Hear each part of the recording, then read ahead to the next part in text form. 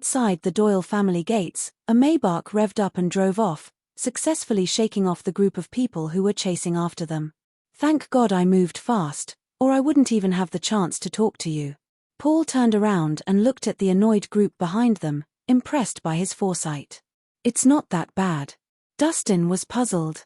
You don't seem to understand your value yet. Paul shook his head, chuckling. Being able to defeat Terry Doyle has already proven how powerful and talented you are.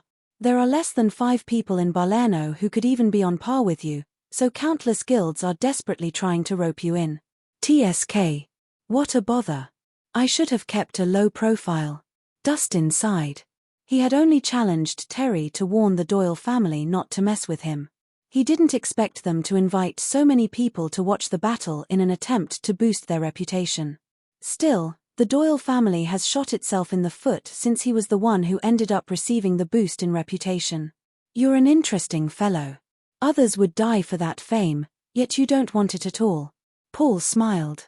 Things like fame can't even fill my belly. I'm sure that once word spreads, I'll have people coming up to me to challenge me to a duel. Aren't I just making things troublesome for myself? Dustin shook his head. It's hard to find someone who looks at fame and fortune so lightly nowadays. Paul studied Dustin appreciatively. Don't flatter me, Sir Paul. I'm just a normal person. I don't have any great ambitions, so whatever you want to say, just tell it to me straight. Dustin changed the topic. All right, then. I'll get straight to the point. Paul nodded. I wanted to talk to you about the Knighthood Society tournament. The Knighthood Society tournament? Dustin was confused.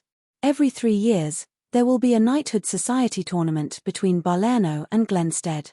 The purpose of this tournament is to find new talents as well as observe how strong each side is. The outcome of the battle will determine the direction in which the alliance will grow for the next 3 years. The winning side has the right to call the shots and occupy more resources. Therefore, I hope that you can join the tournament as Balerno's representative, Paul explained. But why me?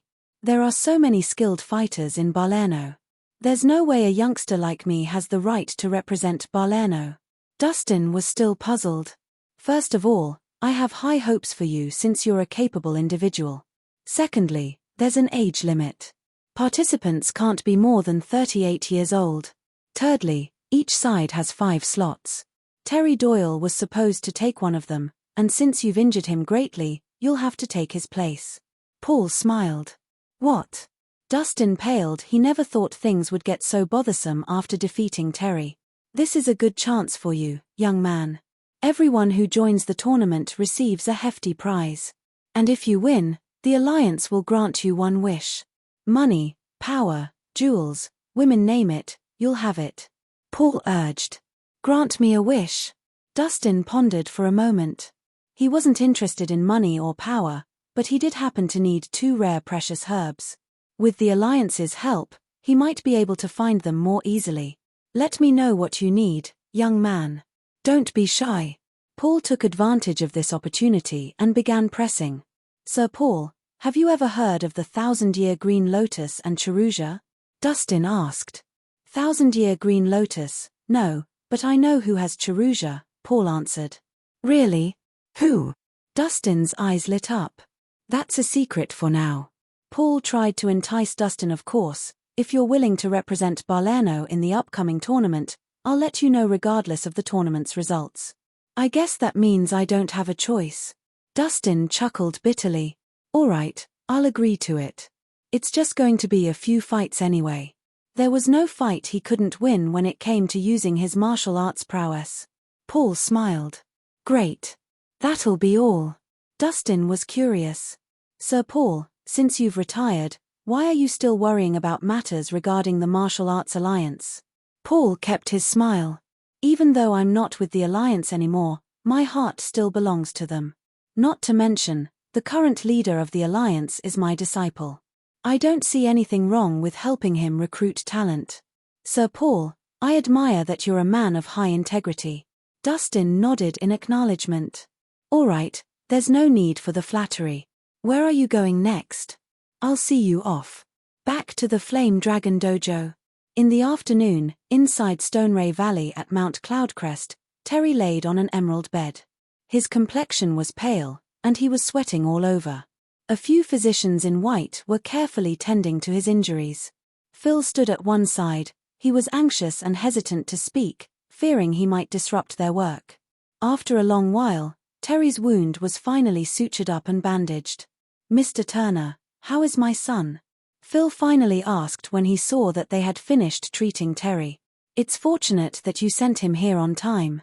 Your son is safe for now." Nicholas wiped his sweat with his sleeves.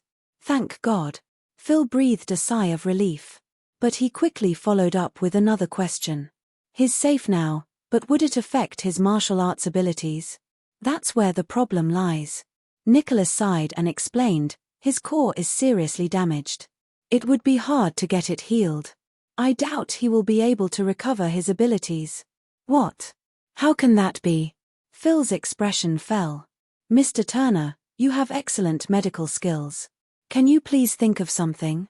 I'll pay you no matter how high the price.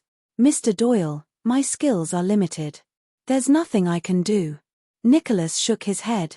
"If you can't do it, what about Dr. Lyndon Watkins?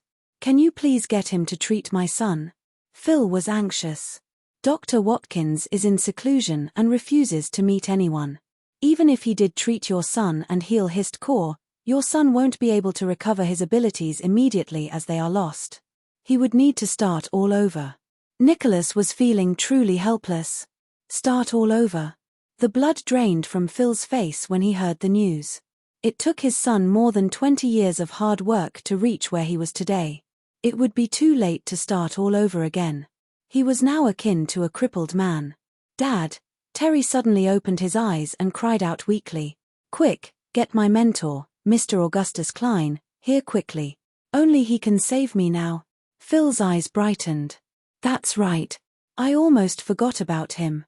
I'll contact him right away." Augustus Klein was one of the 5 ultimate grandmasters of Balerno. He possessed remarkable abilities and was seemingly invincible. With the appearance of such a revered figure, he would definitely turn the situation around. "Dustin Rhys, when my mentor gets here, I'm going to make sure you are crushed into pieces." Terry growled menacingly. However, the intensity of his anger made him spit out blood, and he fainted on the spot. That night, in the second-floor office of the Flame Dragon Dojo. "Sir Rhys, you were so cool today. Not only did you show the Doyle family who's boss, but you also made the Flame Dragon gang famous all across Balerno. We have around 1,000 members now, and they all admire you greatly." Nelson poured Dustin a cup of coffee while he showered him with compliments. His excitement and elation were evident. He'd been worried that the Doyles would seize the opportunity and take revenge on them if Dustin lost. He didn't expect their gang leader to be so incredible. Against all odds, Dustin turned the tide and achieved a resounding victory over Terry. He had become famous through a single battle. "That's enough, you've said that 1,000,000 times now. Can't you say something new?" Dustin was speechless. Ever since Dustin's return, Nelson had been flattering him in various ways, singing all sorts of praises that Dustin could think of. If people didn't know any better, they would think Nelson was flirting with Dustin from the look on Nelson's face. "You want something new? No problem." Nelson grinned as he said, "Sir Rhys, did you know that after your victory, many talented individuals have sought to join our gang? I've tested out their skills, and every one of them is no ordinary talent.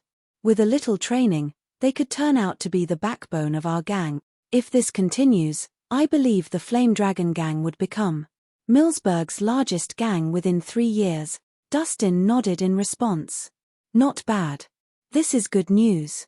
But remember, quality over quantity. Don't recruit anyone with questionable characters. It would be advantageous to him if the Flame Dragon gang expanded well." However, he had to clearly plan out their expansion, lest it led to internal conflicts.